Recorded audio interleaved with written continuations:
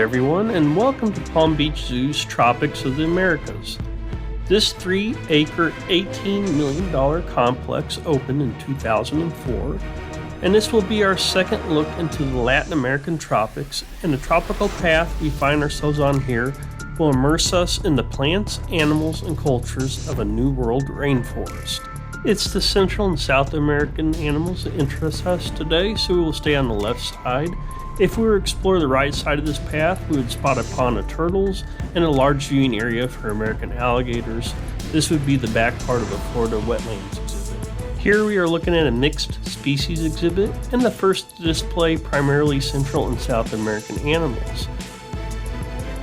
In the tropics of the Americas, as well as other areas of the zoo, we'll see species in the areas that are not exactly native to the lands that the area represents. For example, in this exhibit, along with the animals we are seeing, we can also find the Hawaiian Nene Goose as well as the Australian Shelduck. Signs here give us detailed information about the biodiversity, structure, and climate importance of rainforest, which we've already discussed in the previous video. Only males of the rosy-billed pochard have the bright red bill. Females are brown color with gray bills, and you usually spot the males and females together as they stick pretty tight to each other. Capybaras are the world's largest rodent species, and they communicate with each other by scent and a variety of vocalizations. At the end of the bridge and slightly to the right, we'll come across the ficus tree. This is actually relocated to the zoo after scheduled to be destroyed due to a water drainage system being built in 2001. The journey required a 120-ton crane and a 10-ton loader to move this approximately 26-ton tree to the zoo. And now we come across the very beautiful macaws, who are very dramatic and show their emotions by cocking their heads, vocalizing, flashing their eyes, and even blushing through the skin of their thinly feathered cheeks.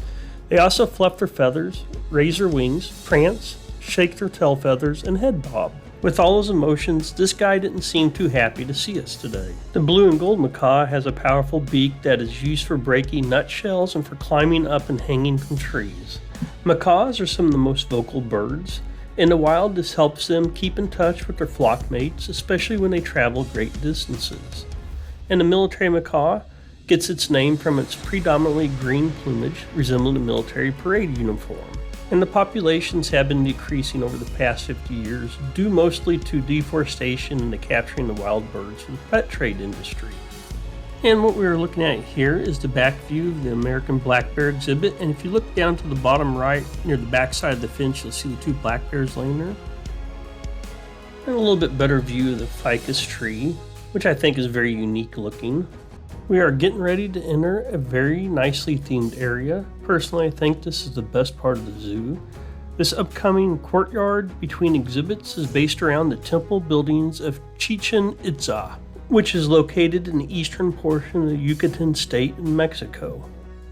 The Palm Beach Zoo teaches us some things about the ancient Maya. The great stone buildings of the classic Mayan period served as monuments, temples, markets, ball courts, and large centers for religious events, festivals, and military assemblies.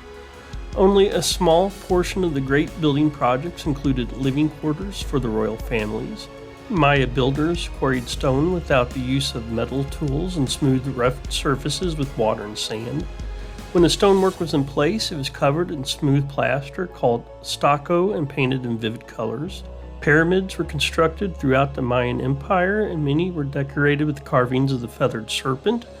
The Maya decorated their stone buildings with images from their religious traditions and folktales, just as the Europeans placed saints and gargoyles on their cathedrals during the same time period.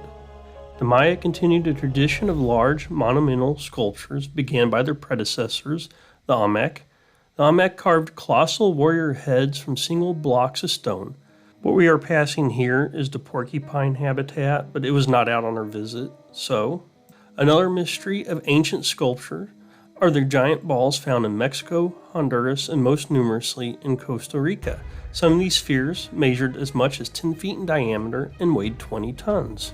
Again, all Mayan building and carvings were made by hand without the aid of metal tools, large beasts of burden, or wheeled carts. Again, the designs and replicas of monstrous faces and geometric patterns on the temple buildings are from Chichen Itza. And here we find ourselves at the Jaguar Habitat, and we meet Fiona, who was just days old in October 2014 when she was left clinging to life following an attack by hunting dogs. The loss of her mother to poachers at such an early age meant Fiona was unable to survive in the wild. Following an intense recovery, she was raised by biologists at APPC, a wildlife rehabilitation center in Panama, while they looked for her forever home. Thanks to corporate sponsor Jaguar Palm Beach and the collaboration of an incredible team of people, Fiona was successfully transported from the Gamboa Rainforest Resort to Palm Beach Zoo. The Emmy-nominated team from the Wildlife Docs documented her arrival to the zoo. Fiona is not just a superstar, she's an international sensation whose genetic diversity makes her a fantastic ambassador for her species. Jaguars are the largest cat species in the Americas. The beautiful spots on their coats are called rosettes, and they have the strongest jaws of all cat species. They will attack the head and neck of prey with a swift kill, crushing the neck bones. Anti-predator efforts in the early 1900s wiped out jaguars in the United States. Recently, only one male named El Jefe is known to roam around Arizona and New Mexico. With spottings from 2011 to 2015, historically the jaguar was recorded in western Texas as well as northern parts of Arizona and New Mexico.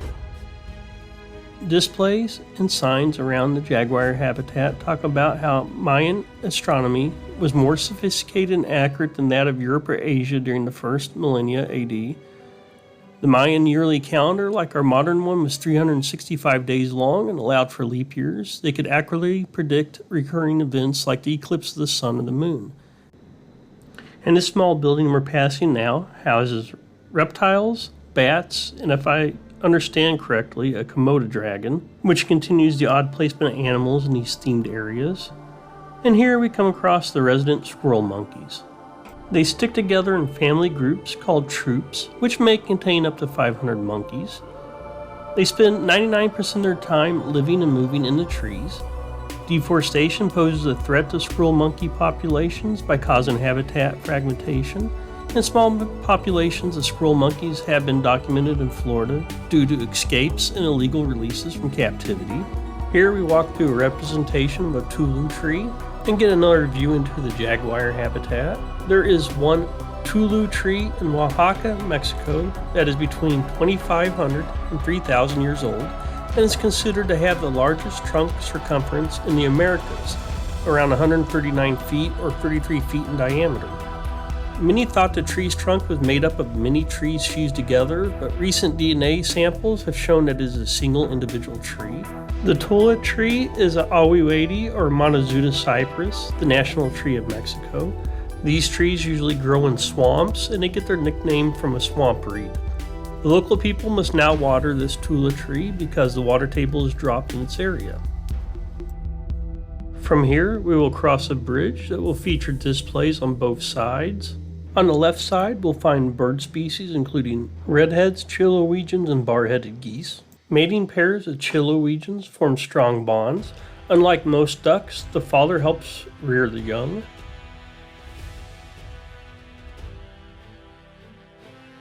Cavies escape predators by running up to 45 miles per hour for half a mile. Anteaters have no teeth, but they do have a very long, sticky tongue. They can stick out more than 2 feet to extract ants and termites from deep burrows and nests. Anteaters practice sustainable harvesting of ant nests, eating what they need but leaving enough of the colony to survive and prosper again. Giant anteaters are good swimmers and are able to use their snout like a snorkel. And anteaters walk on their balled-up fists to keep their claws sharp for digging. Even without teeth, an anteater fiercely defends itself with its large, sharp claws on its front feet. Moving across to the right side of the bridge, we will come across red shovelers, spotted whistling ducks, mute swans, and a bard's tapir. The spotted whistling duck is known for its low whistling call and whirling noise of its wings in flight. Red shovelers have large shovel-like bills which are adapted to strain foods such as aquatic plants and small invertebrates from the water. Just like an elephant, The tapir uses its prehensile snout to grab branches and leaves from bushes and trees. At the end of this bridge, we'll find the newest of the Tropics of the Americas exhibits. On January 15, 2018, Palm Beach Zoo opened their new Ocelot Habitat. This new exhibit allows for 3 ocelots to live and roam around. Ocelot's beautiful fur has made them the target of hunting, and in many areas they are quite rare, including Texas where they are endangered. And its vision is 6 times better than that of a human. Their field of vision is about 70 degrees wider than our eyes can see at any one time. And as we head to our next exhibit, if we were to look to our left, back behind us, we'd see a gate where you could look into the Anteater Exhibit. And off to our right, we'll see a couple animal statues or sculptures, and those are scattered throughout the park as well. And up ahead, we will find an island for both white-throated and tufted capuchins, though I didn't spot the tufted on this visit. White tufted capuchins form large groups that often exceed 20 individuals of both male and female. It's a highly adaptable mammal and is known to live in all the different types of forest in Central and South America. Evidence suggests that this monkey has the capacity to use crude tools to gather food and also has some knowledge of medicinal plants. Tufted capuchins use rocks to crack open nuts and will also throw them at predators when threatened, and they use many different displays to communicate. Eyebrow raising can be a friendly or submissive signal to others, and the dominant male in the group will always eat first when food is scarce. Males rub urine on their hands and feet in order to attract mates. And any of you gentlemen looking for dates should probably not try that. That'll probably get the women running in the wrong direction.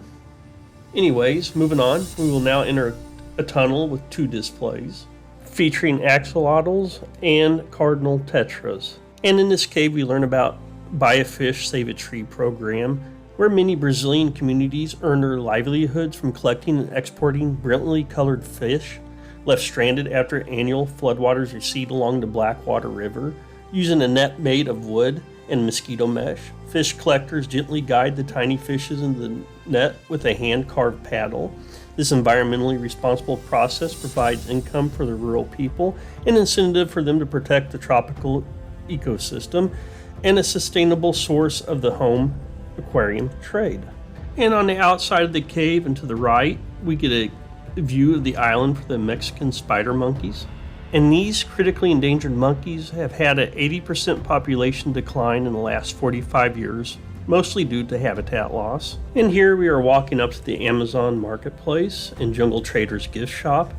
On the back wall of the shop, there's at least 4 display tanks. The only 2 with animals inside them house a diamondback terrapin and a prehensile-tailed skink.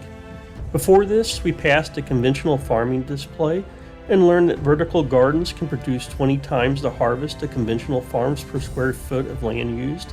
This growing more food per square foot of land helps preserve more wildlife habitat for animals, and the zoo hopes to produce at least 800 pounds of food each year right there on the 5-acre garden.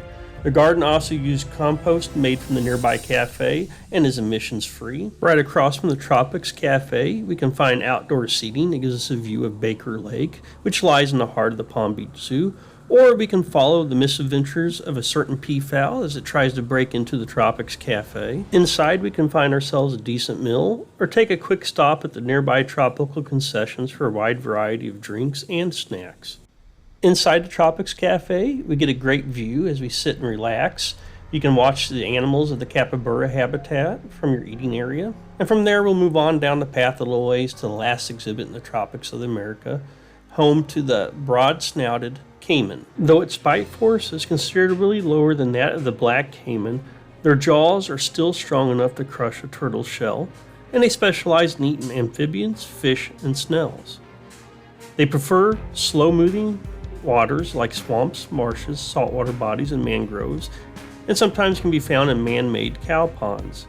They have a lifespan of around 22 years in captivity. Because their snout is so broad, they swallow some of the dense vegetation when searching for food. They are also made to absorb more radiated heat, which is why they are dark in color as well. And this will conclude our trek through the Tropics of Americas. This is Brad, and I will see you where our adventures take us next. Until next time, safe travels, everyone.